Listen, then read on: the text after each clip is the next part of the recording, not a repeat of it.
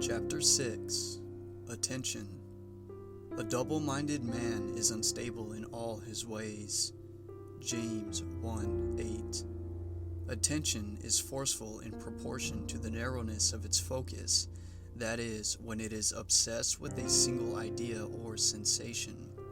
It is steadied and powerfully focused only by such an adjustment of the mind as permits you to see one thing only, for you steady the attention and increase its power by confining it. The desire which realizes itself is always a desire upon which attention is exclusively concentrated, for an idea is endowed with power only in proportion to the degree of attention fixed on it.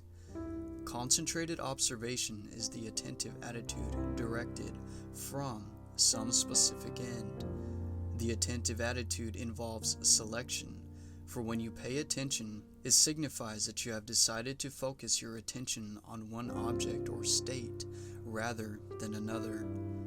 Therefore, when you know what you want, you must deliberately focus your attention on the feeling of your wish fulfilled until that feeling fills the mind and crowds all other ideas out of consciousness. The power of attention is the measure of your inner force. Concentrated observation of one thing shuts out other things and causes them to disappear. The great secret of success is to focus the attention on the feeling of the wish fulfilled without permitting any distraction. All progress depends upon an increase of attention. The ideas which impel you to action are those which dominate the consciousness, those which possess the attention. The idea which excludes all others from the field of attention discharges in action. This one thing I do, forgetting those things that are behind, I press towards the mark.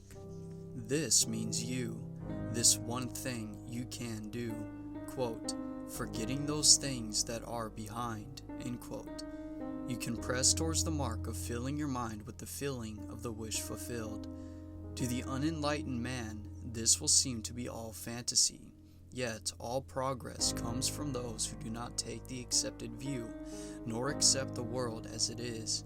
As was stated heretofore, if you can imagine what you please, and if the forms of your thought are as vivid as the forms of nature, you are, by virtue of the power of your imagination, master of your fate.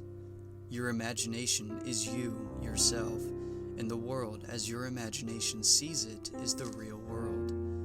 When you set out to master the movements of attention, which must be done if you would successfully alter the course of observed events, it is then you realize how little control you exercise over your imagination, and how much it is dominated by sensory impressions and by a drifting on the tides of idle moods.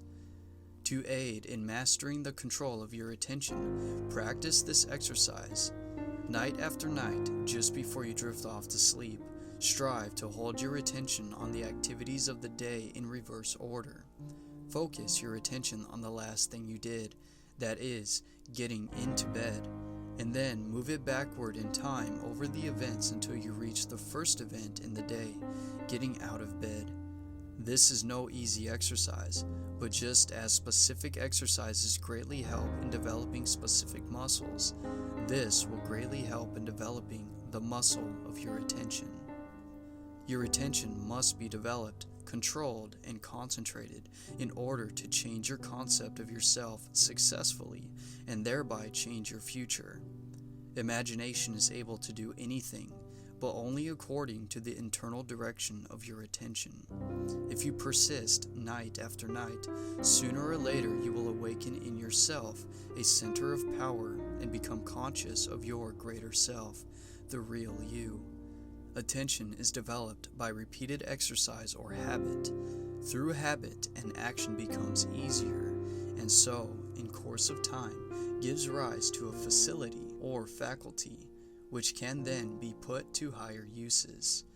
When you attain control of the internal direction of your attention, you will no longer stand in shallow water, but will launch out into the deep of life. You will walk in the assumption of the wish fulfilled, as on a foundation more solid even than earth.